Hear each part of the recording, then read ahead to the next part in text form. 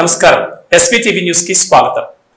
తాడిపత్రిలో కాకర్ల బ్రదర్స్ వైసీపీని వీడి టీడీపీలో చేరారు. అయితే వీరి చేరికపై ఎమ్మెల్యే పెద్దారెడ్డి ఘాటు వ్యాఖ్యలు చేశారు. దీన్ని దృష్టిలో పెట్టుకుని కాకర్ల రంగనాథ్ మీడియాతో మాట్లాడుతూ ప్రస్తుతం ఎన్నికల కోడ్ అమల్లో ఉందని, ఎన్నికల కోడ్ ముగిశాక ఎవరెవరు ఎక్కడ ఏం చేశారో ఆధారాలతో సహా మీడియాకు వెల్లడిస్తారని తెలిపారు. అయితే గతంలో టీడీపీని వీడి వైసీపీలో చేరారు కదా, మళ్లీ ఇప్పుడు వైసీపీని వీడి టీడీపీలో చేరడానికి గల కారణాలు అడగ్గా జేసీ ఫ్యామిలీలో తాము ఒకరమని సమాధానమిచ్చారు. కుటుంబంలో అన్నదమ్ముల మధ్య మనస్పర్ధలు సాధారణమని, అలాగే తాము కొద్ది రోజులు దూరంగా ఉన్నామని, రాబోయే ఎన్నికల్లో జేసీ అశ్మిశ్రీని గెలిపించుకుంటామని ధీమా వ్యక్తం చేశారు. ముందుగా మీడియా మిత్రులందరికీ నమస్కారం. ఈరోజు తెలుగుదేశం పార్టీలో చేరడానికి తెలుగుదేశం పార్టీ కాంగ్రెస్ పార్టీ వచ్చిన తర్వాత కులపిచ్చి ఎక్కువయ్యి ఒక కులాన్ని కించపరిచయంగా మాట్లాడుతుంటే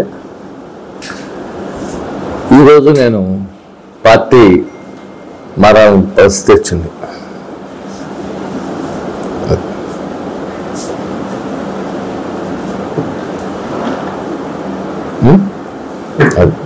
ఈరోజు దాదాపు 6,000 మందితో నేను చేరిన.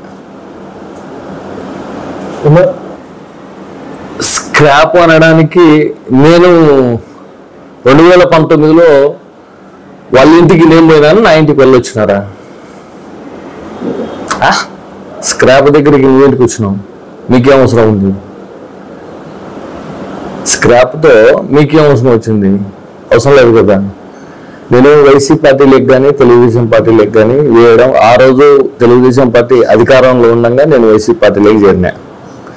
ఈరోజు వైసీపీ పార్టీలో అధికారం ఉండగా తెలుగుదేశం పార్టీలోకి చేరుతా. నేను ఇంకో రకంగా గతంలో వాళ్ళు ఎన్ని పార్టీలు మారినారు? ఏ స్క్రాప్ ఎన్ని తూర్లు మారినారు? తెలుగుదేశంలోకి ఎన్ని తూర్లు వచ్చినారు? కాంగ్రెస్లోకి ఎన్ని తూర్లు వచ్చినారు? మళ్ళీ వైసీపీ పార్టీలోకి వాళ్ళు ఫస్ట్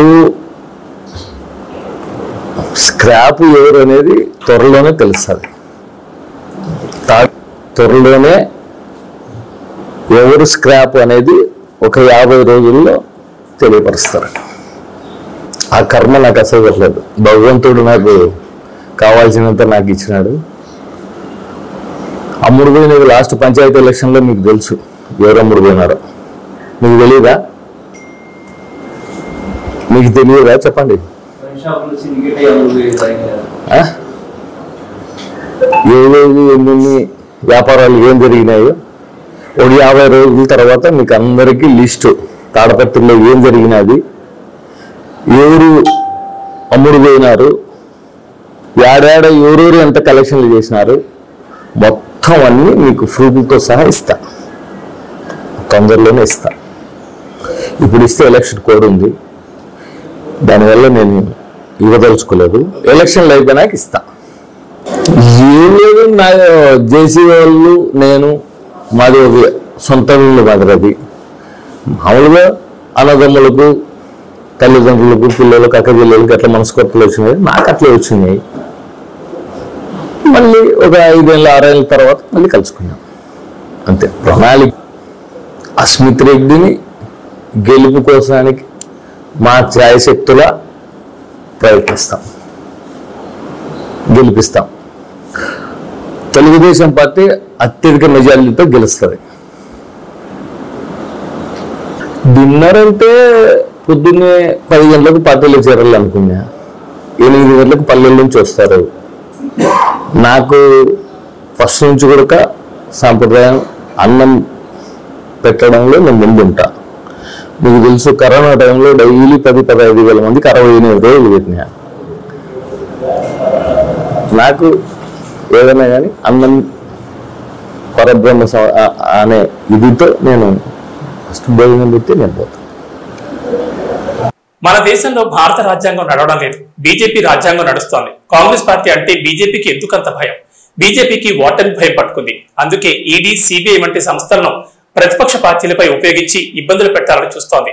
బీజేపీ కాంగ్రెస్ పార్టీ బలపడకూడదు, ఆ పార్టీ దగ్గర ఒక్క రూపాయి కూడా ఉండకూడదన్నది బీజేపీ సర్కార్ కుట్ర. అందుకు నిరసనగా విజయవాడ ఐటీ కార్యాలయం వద్ద తలపెట్టిన ధర్నాను పోలీసులు అడ్డుకోవడం సిగ్గుచేటు. ఓటమి భయంతోనే చంద్రబాబు బీజేపీతో పొట్టు పెట్టుకున్నారు. రాష్ట్రానికి బీజేపీ ఒక్క మేలు చేయకపోయినా అదానీ అంబానీల అనుచరులకు పదవులు ఎందుకు కట్టబెడుతున్నారో సీఎం జగన్ సమాధానం చెప్పాలి.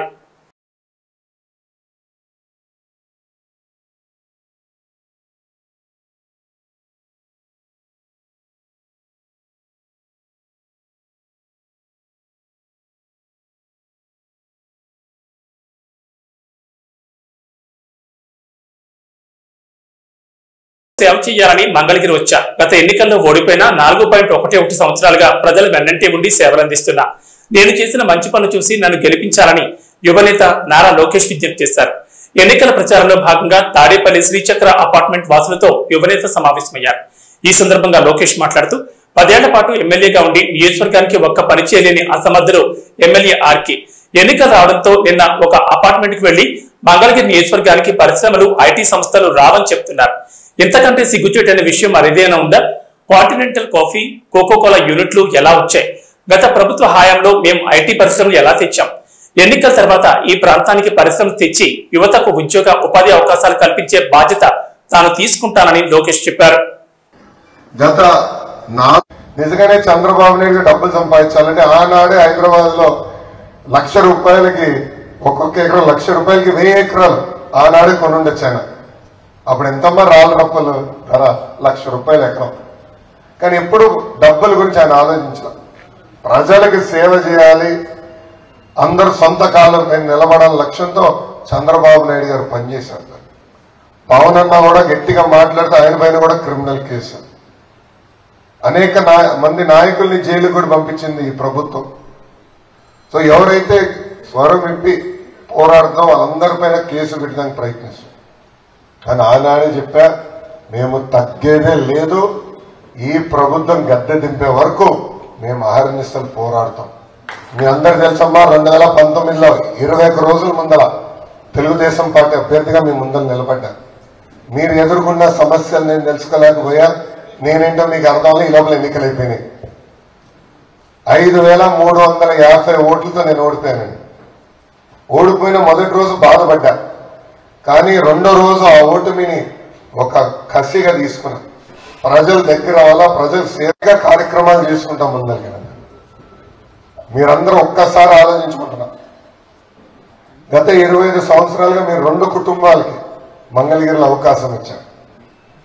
మంగళగిరిలో నేను చేసిన సేవా కార్యక్రమాల్లో 10% అన్న వాళ్ళు చేశారా అని ఆలోచించుకుంటున్నారు. నేను ఒక పట్టుదలతో వచ్చా, ఒక యువకుడిగా వచ్చా. నాకు మంగళగిరికి వచ్చే నాకు విజన్ ఉంది. ప్రధానంగా మున్సిపాలిటీ, కార్పొరేషన్, అది ఇంకా పంచాయతీ జరుగుతుంది, అది పక్కన పెడితే ప్రతి యూనిట్ తీసుకొని మౌలిక సదుపాయాలు కల్పించాలి. పార్కులు లేవు, బేసిక్ అమ్యూనిటీస్ లేవు. సో యూనిట్గా తీసుకుని దాని తర్వాత జోన్, ఆ బేస్ డెవలప్మెంట్ చేయాల్సిన అవసరం. మనం ఎప్పుడు మనకు కావాల్సిన రోడ్లు కానీ డ్రైనేజ్ నిన్నటి అవసరాలకు ఈరోజు కడతాం, అట్లా కాదు. రాబోయే 25 సంవత్సరాలు డిమాండ్ చూసుకుని మనం కట్టుకోవాల్సిన అవసరం. ఇన్ని అపార్ట్మెంట్లు వచ్చినాయి. మంగళగిరిలో మూసీ నది కూడా తయారైంది. మనకి రైతులకి గొడవలు. రైతులు వచ్చి నాకు రిప్రజెంటేషన్ ఇస్తారు, అపార్ట్మెంట్ బ్లాక్ అసోసియేషన్ వచ్చి నాకు రిప్రజెంటేషన్ ఇస్తారు. ఇద్దరు ఒకటి కోరుతున్నారు, భూగర్భ డ్రైనేజ్ పెట్టండి, ఈటీపీ ప్లాంట్లు ఏర్పాటు చేయండి, మా సమస్య పరిష్కరించండి. అది నేను చాలా స్పష్టంగా హామీ ఇచ్చాను. రాబోయే 20 సంవత్సరాల డిమాండ్ బేరీ చేసుకుని తప్పనిసరిగా భూగర్భ డ్రైనేజ్ ఏర్పాటు చేసే బాధ్యత తెలుగుదేశం జనసేన ప్రభుత్వం తీసుకుంటుంది. రెండోది నీరు. పక్కనే మనకి కృష్ణమ్మ ఉంది, కానీ నీటి సమస్య ఉంది. ఆనాడు మంత్రిగా నారాయణ గారు ఉన్నప్పుడు ప్రాజెక్ట్ తీసుకొచ్చారు తాడేపల్లికి, కానీ తాడేపల్లి మున్సిపాలిటీ వైకాపా నాయకుల చేతిలో ఉంది. ఆ ప్రాజెక్ట్ ముందరికి వెళ్ళిలా చాలా ఇబ్బందులు ఎదుర్కొన్నారు. అందుకే తల్లి, మన ప్రభుత్వం వచ్చిన మొదటి సంవత్సరంలోనే ప్రతి ఇంటికి పైప్ లైన్ వేస్తాం, కుళాయి ద్వారా సురక్షితమైన తాగునీరు అందించే బాధ్యత మేము తీసుకుంటామని ఈ సభాముఖంగా హామీ ఇస్తున్నాం. కాకినాడ జనసేన పార్లమెంట్ అభ్యర్థిగా తంగెళ్ల ఉదయ్ శ్రీనివాస్ ను పోటీలో నిలుపుతున్నట్లుగా జనసేన అధినేత పవన్ కళ్యాణ్ తంగళ్ల ఉదయ్ శ్రీనివాస్ ను పరిచయం చేస్తూ ప్రకటించారు. ఉన్నత చదువులు చదివి రైతు బిడ్డగా కష్టం తెలిసిన వ్యక్తిగా ఉదయ్ శ్రీనివాస్ ను గుర్తించి ఆయనకు పార్లమెంట్ స్థానం నుంచి పోటీకి నిలుపుతున్నట్లుగా చెప్పారు పవన్ కళ్యాణ్. 10 లక్షల రూపాయల పెట్టుబడితో టీ టైమ్స్ అనే చాయ్ షాప్ ను ప్రారంభించి నేడు దేశమంతటా టీ టైమ్స్ ఫ్రాంచైజీలతో సక్సెస్ఫుల్ గా నడుపుతున్న వ్యక్తి ఉదయ్ అని, ఇప్పుడు దీని ద్వారా చాలా మందికి ఉపాధి కల్పించడంతో పాటు ఇన్స్పిరేషన్ కల్పించిన వ్యక్తి తంగళ్ల ఉదయ్ శ్రీనివాస్ అంటూ పవన్ కళ్యాణ్ చెప్పారు. ఎంపీ పార్లమెంట్ అభ్యర్థిగా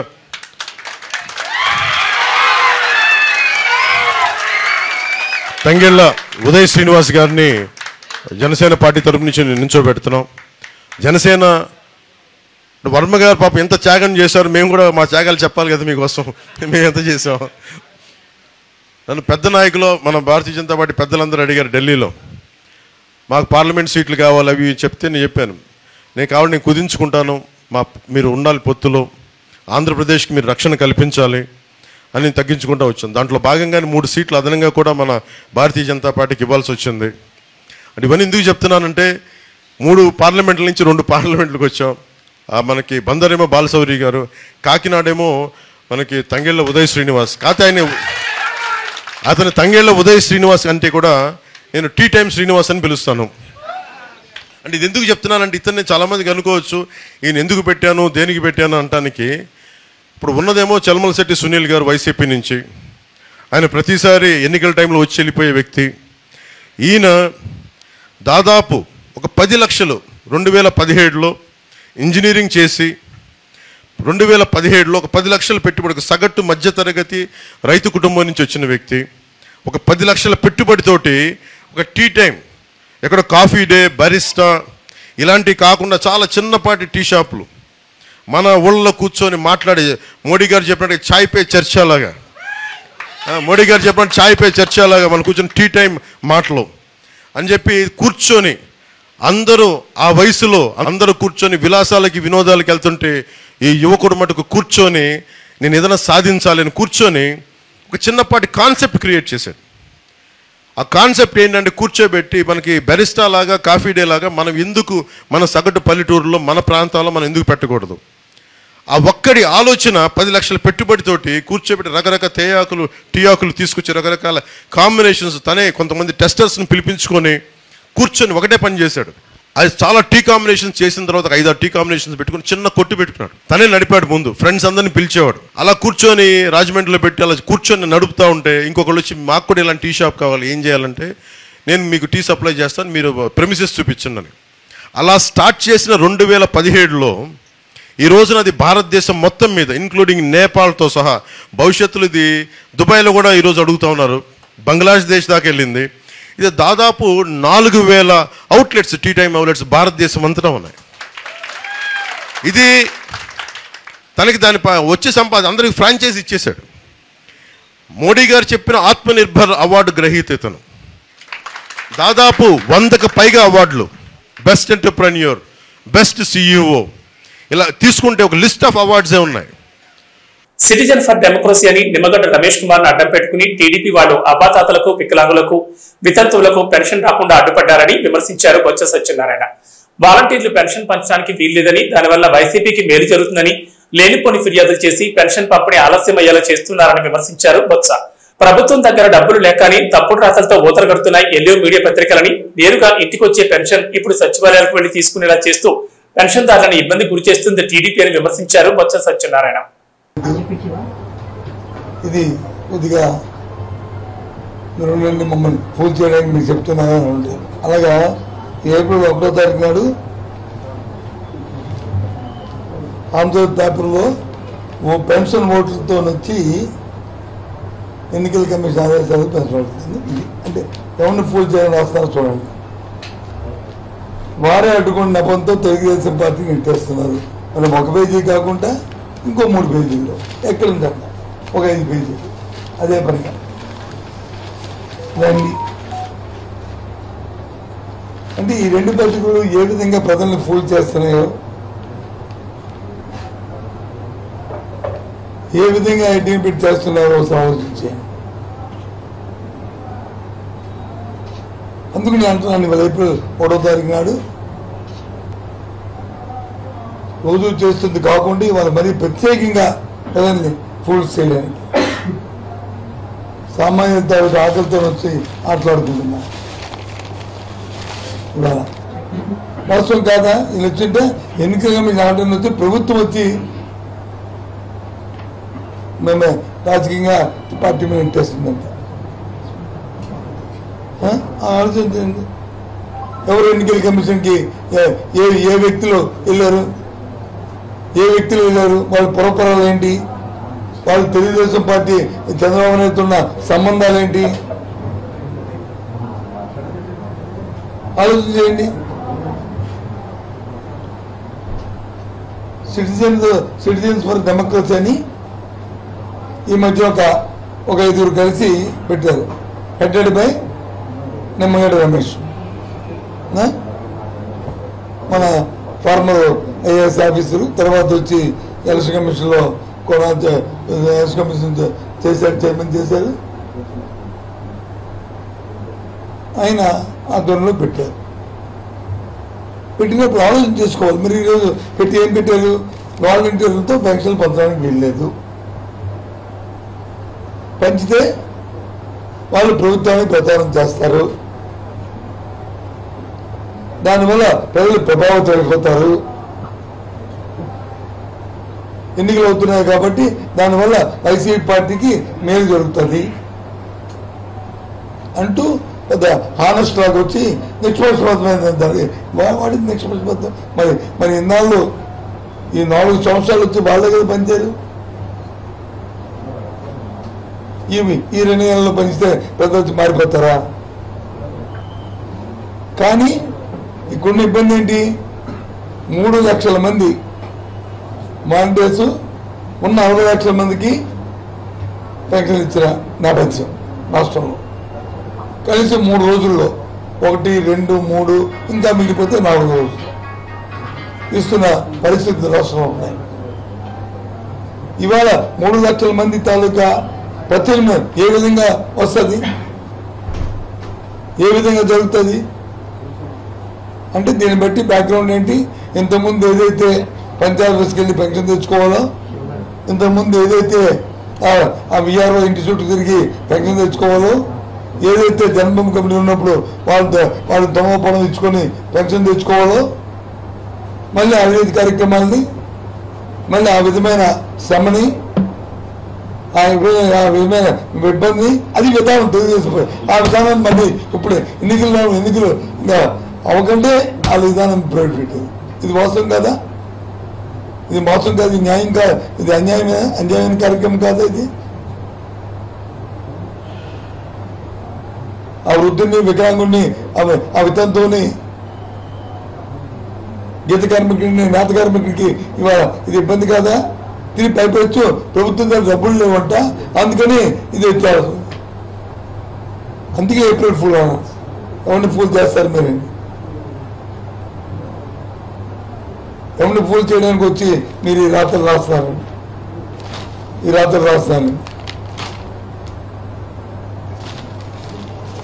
చేసిన తప్పు దాన్ని సరిదిద్దుకోవడానికి ఈ బాధలు.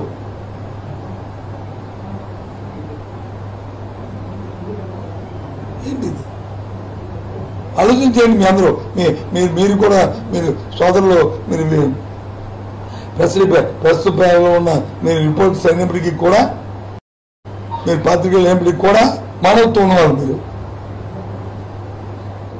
మీరందరూ. ఎంత రాజకీయాలు ఎంత ఎవరి దగ్గర మనం ఉద్యోగ ధర్మం చేస్తున్నప్పటికీ కూడా మానవత్వం వ్యక్తులు మా అందరం కూడా. ఫస్ట్ మనం మానవుని, తర్వాత దాని ధర్మాన్ని బతుకు జీవి కోసం మనం వివిధ కార్యక్రమాలు చేస్తుంటే అందులో భాగం ఈ వృత్తి, ధర్మం. ఇది ఇలాంటి నీచమైన ఆలోచనతో దుర్మార్గమైన కార్యక్రమాలు చేయడం ఇది. మళ్ళీ పైపెచ్చు ఈ రాతలు 100% పేదవాడి మీద కక్షతో ఈ రాష్ట్ర ప్రభుత్వం చేస్తున్న సంక్షేమం 60 లక్షల మంది పేదవాళ్ళకి వచ్చి ఈ పెన్షన్ ఇస్తే ఇది అందకుండా చూడాలనే దుర్బుద్ధితో ఇది అడ్డుకోవడానికి చేసేది. ఇది ఒకవేళ కాదే, ఈ నెల వచ్చే నెల అప్పై వచ్చిన 3 నెలలు ప్రత్యామ్నాయ వ్యవస్థ. ఓకే, ప్రత్యామ్నాయ వ్యవస్థ చేయాలి కాదు. ఎక్కడ 3 లక్షల మందిని రీప్లేస్ చేయడం అవిటీస్ ఏ రకంగా ఎన్ని రోజులు? 1-2 రోజులు చేయగలరా? అది సాధ్యమవుతుందా? అవుతుంది 30 రోజులకి. మధ్యలో మళ్ళా వాడు తినేసాడని వీడు దాడి తినేసాడని వాడి మీద ఇది తీసాడని నాకు డబ్బులు తక్కువ ఇచ్చాడని లేకపోతే నాకు లంచం ఇస్తాడని ఇవ్వలేదని ఇలాంటి బోల్డింగ్ వస్తాయి.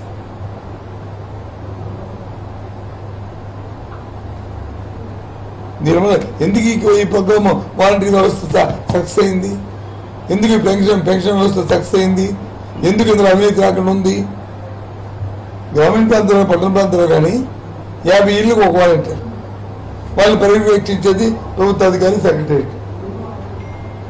ఈ 50 ఇళ్ళు వాడే పైవాడు కాదు, వాడి తమ్ముడు, వాడి కొడుకు, వాడి మేనల్లుడు, వాడి కుటుంబం తాలూకా సొంత స్నేహితుడు, అలాగే మేనకోళ్ళు, కూతురు, చెల్లి, వాళ్ళ స్నేహితులు. ఈ 50 ఇంట్లో ఇస్తున్న 100 మందిలో వాళ్ళ సొంతం, వాళ్ళు ఫోన్ చేసుకొని వాళ్ళ ఇంటికి ఇవ్వాలని, అందుకు ఎక్కడ ఏ విధంగా అవినీతి తావు లేకుండా ఈ కార్యక్రమం చేశారు. మెయిన్ కాన్సెప్ట్, మెయిన్ ఆబ్జెక్ట్ అది. ఈ సక్సెస్ ఈ ప్రోగ్రామ్ ఇంత దేదీప్యంగా భారతదేశంలో ఎక్కడ లేని విధంగా మన రాష్ట్రంలో సక్సెస్ అవడం కానీ ఇది ఫండమెంటల్స్ మర్చిపోయి దాని ఆబ్జెక్టులు మర్చిపోయి ప్రతిదీ రాజకీయం కోణంలో చంద్రబాబు ఆలోచించు దౌర్భాగ్యమైన ఆలోచన ఉండబట్టే వాళ్ళకి వచ్చి ఈ రమేష్ లాంటి వ్యక్తులు అవతాసపడికి ఇవాళ ఈ కార్యక్రమం తీసుకొచ్చారు. చాలా తప్పు ఇది. దేవుడు క్షమించడు.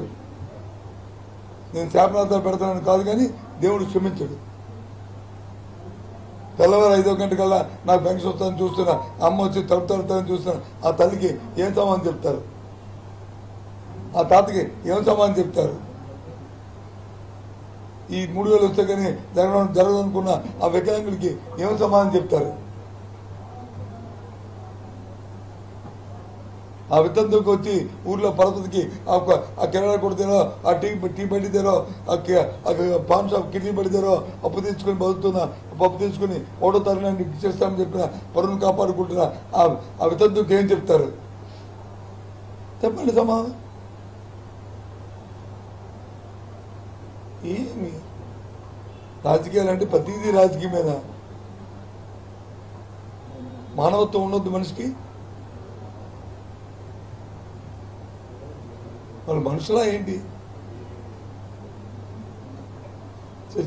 దీన్ని తీవ్రంగా మేము దీన్ని ఆక్షేపిస్తున్నాం. ఇంకా వాళ్ళకి సర్దిద్దుకోవడం కూడా చేతులు లేదు. ఎలక్షన్ కమిషన్ పునఃపరిశీలించాలి తప్ప మళ్ళీ కాగితం పెట్టడానికి కూడా దీన్ని మళ్ళీ నగనాచనగా ప్రత్యేక ఏర్పాటు చేయండి అని మళ్ళీ లెటర్ రాస్తాను. పెద్ద నగనాచి చేసేసి మళ్ళీ ఇది మీ నంగనాచి కబుర్లు ఇదే. అది చాలా తప్పు. దయచేసి చాలా మంది వాలంటీర్లు ప్రభుత్వానికి అనుకూలంగా పనిచేస్తున్నారు, అందులో భాగంగానే ఈ కంప్లైంట్ ఇవ్వడం జరిగిందని వాళ్ళ వాదన. ఒక విషయం తెలుసాను సార్, మీరందరూ విలేకరులు, పాత్రికేయులు, మీరందరూ మీరు సాక్షిలో చేయొచ్చు, ఆంధ్రజ్యోతిలో చేయొచ్చు, ఈనాడులో చేయొచ్చు, టీవీ 9లో చేయొచ్చు, టీవీ 5లో చేయొచ్చు. ఉద్యోగం వరకే. ఆ తర్వాత రేపు నువ్వు ఓటు ఎవరికి వేస్తామని మీ టీవీ 5 కూడా ఉందో, మీ ఆంధ్రజ్యోతి ఉందో, సాక్షి చూస్తుందా? చెప్పండి. ఈనాడు ఉందో? నీకు వచ్చి వ్యక్తిత్వం, ఇండివిజువాలిటీ లేదా?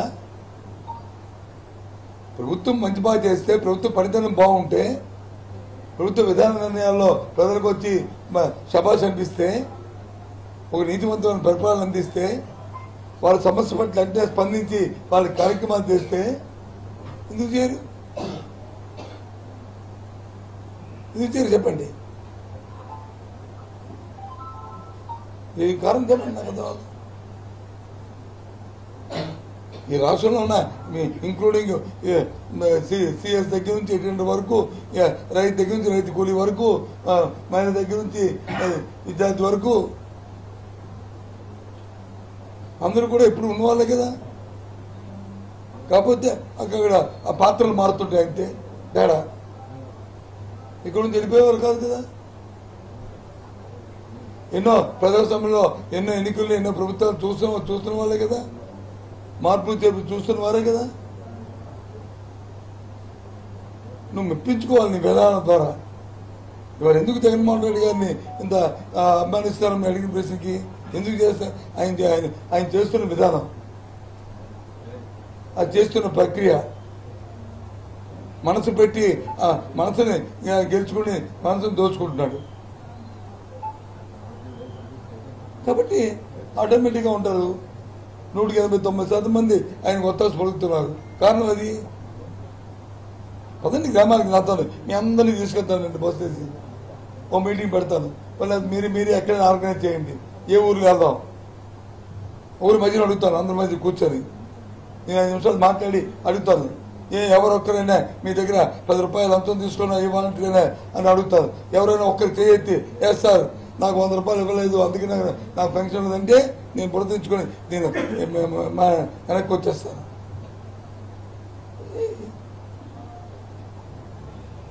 అదే గత ప్రభుత్వం 5 సంవత్సరాలు ఏం జరిగింది? 100 రూపాయలు ఇస్తే కానీ పెన్షన్ ఇచ్చేవారు కాదు. ఇంటి చుట్టూ తిరిగితే కానీ పెన్షన్ ఇచ్చేవారు కాదు. కొత్త పెన్షన్ కావాలంటే ఆడెవడో చచ్చిపోతే కానీ పెన్షన్ ఇచ్చేవారు కాదు. అందుకు ఆ ప్రభుత్వాన్ని తిరస్కరించారు, మా ప్రభుత్వాన్ని ఆకర్షిస్తున్నారు. జగన్మోహన్ దేవుడిగా కొలుస్తున్నారు. దేనికోసం? బాబు నిండా 100 ఏళ్ళు చల్లగా ఉండాలి, మాకు ఈ గౌరవాన్ని మా ప్రాణాన్ని కాపాడుతున్నామని. అది పెన్షన్ డేట్ ని 4వ తేదీకి ఎందుకు మార్చారు? వైసీపీ సైన్యం ఓన్లీ వాలంటీర్ వ్యవస్థ, ఈ వ్యవస్థను పట్టుకుని వాళ్ళ ద్వారా పెన్షన్ తో పాటు తాయిలాండ్ పంపించే ఆలోచనలో ఉన్నది. ఎవరండి ఎవరు చెప్పారు? ఎవరు చెప్పారు తాయిలాండ్ పంపిస్తారని? మీ మా టీవీకి చెప్పారా? ఎవరు పంపిస్తే వ్యవస్థ ఏమైంది సార్? చెప్తాడు ఆ వాయిస్ నీ పార్టీ కూడా చేయొచ్చు కదా, నీ మా టీవీ ఎడిటర్ చేయొచ్చు కదా. మీరే 100 రూపాయలు ఇచ్చి 100 రూపాయలు అది కాదు బాబు, 100 రూపాయలు ఇచ్చి చేయించవచ్చు కదా. కాదని ఎందుకంటా? ఎవడో నవ్వుతాడు. ఇక్కడ నేను శాసనసభ్యుని ఈ ఉత్తరాంధ్రలో నా పార్లమెంట్ సభ్యుడు మా భార్య చెప్పండి ఎక్కడ ఇచ్చారు తాయి చెప్పండి తాయిరాలు చెప్పండి. ఏం మాట్లాడుతావు? అది అయ్యా అవ్వకుండా అవ్వాలనేదే నా కోరిక, అవ్వకుండా చేయాలనేదే ప్రజాస్వామ్యంలో నా నిర్ణయం, అలా జరగాలనేదే నా అభిప్రాయం. అది 1,35,000 సచివాలయ ఎంప్లాయీస్ ఉన్నారు సార్. అవును, ఒక్కరు 49 మంది 2-3 రోజుల్లో సరిపోతుంది. 65,92,000 పెన్షన్. ఏం మాట్లాడతావు? మీ సైన్యం అని చెప్పుకున్న వాలంటీర్ వ్యవస్థ అది ఓపెన్ సీక్రెట్. మీరు ఎవరైనా కాదన్నా విజయసాయి రెడ్డి మొన్న జగన్మోహన్ రెడ్డి గారు పబ్లిక్ మీటింగ్ లో చెప్పారు వీళ్ళంతా మన మనుషులు. వాళ్ళని ఎలా సపోర్ట్ చేస్తారు? ఎవరు అంగీకరిస్తారు? ఎవరు అంగీకరిస్తారా? ఎవరు సపోర్ట్ చేస్తారా? ఎవరు పక్కన పెడితే ఏంటి వ్యవస్థ ఇది. ఈ వ్యవస్థలో భాగం. ఇప్పుడు 1,30,35,000 మంది సెక్రటరీ ఉన్నారు కదా, వాళ్ళు మీరే నియమించడం కదా, వాళ్ళు ఈ ప్రభుత్వ ఎంప్లాయీలే కదా. మరి వాళ్ళు వెళ్ళి చెప్తే వాళ్ళు చెప్పరా మీరు అనుకుంటున్నారా? వాళ్ళు ఈ ప్రభుత్వాన్ని వ్యతిరేకమైన మీరు అనుకుంటున్నారా? చెప్పండి. మరి 1,30,000 మేమే నియమించాం కదా, ఈ వ్యవస్థను మేమే తెచ్చాం కదా, ఈ సచివాలయ వ్యవస్థని. మరి వాళ్ళు ఈ ప్రభుత్వంలో మోసే కదా, వాళ్ళు జగన్మోహన్ రెడ్డి కదా వాళ్ళకి అపాయింట్మెంట్ ఆర్డర్ ఇచ్చింది ఈ ప్రభుత్వం కదా. మరి వాళ్ళు మాత్రం చేరని మీరు అనుకుంటున్నారా? తప్పు. ఏ వ్యక్తిని శంకించడం తప్పు. ఏ వ్యక్తినైనా వ్యక్తి తాలూకా వాళ్ళ నిజాయితీతో మరి మాట్లాడడం అనేది తప్పు. ఏ టీవీ నీ మా టీవీ అయినా ఏబీ అనేది తప్పది వాలంటరీ వ్యవస్థ సచివాలయ వ్యవస్థ కూడా మీ మాట్లాడాల్సి వచ్చింది. కొన్ని స్టేట్ గవర్నమెంట్ ఎంప్లాయీస్ అయితే స్వాతంత్రం వచ్చేది పుట్టినోడు పుడుతుంటాడు, పోయిన పోతుంటారు, అవుతుంటారు, చనిపోయి కొత్త వాళ్ళు వస్తూ ఉంటారు. ఈ వ్యవస్థ అలా కాదు, ఇప్పుడే కదా పుట్టింది. పుట్టి ఇంకా 4 సంవత్సరాలు అవ్వలేదు కదా, 3వ సంవత్సరం దాడుతుంది కదా. మరి వాళ్ళు అంత వేగంగా మమ్మల్ని మర్చిపోతారా? నేను చేసి నేను అనలేదు, మీ అనుమానం చెప్తున్నాను. నేను అనలేదు, తప్పు అది. పాపం నేను ఎప్పుడు ఆపాదించాను. వాలంటీర్ మీద కూడా ఆపాదించట్లేదు. వాలంటీర్ అనేవాళ్ళు ఈ 50 ఇంట్లో వాళ్ళ తాను సంక్షేమం కోసం నియమించిన వ్యక్తి. ఇది ఆ 50 ఇంటికి, ఆ 100 మంది 150 మంది ప్రజలకి. వాళ్ళ మీద మీరు వచ్చి బురదల్లి వాళ్ళు నక్సలైట్లని వాళ్ళు వచ్చి తెర తీసుకొని వాళ్ళ పిల్లల్ని ఎత్తుకెళ్ళిపోతారు, ఆడపిల్లల్ని ఎత్తుకెళ్ళిపోతారని దాన్ని ఖర్చుకొని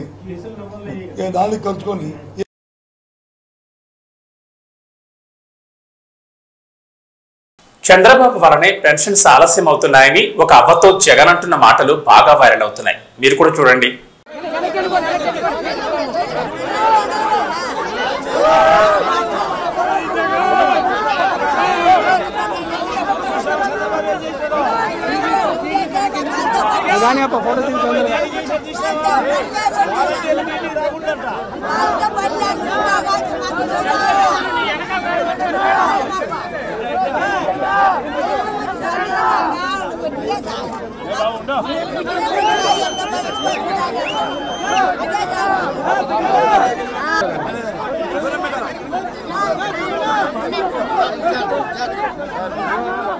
ఇవి బులెటిన్ విశేషాలు. నమస్కారం.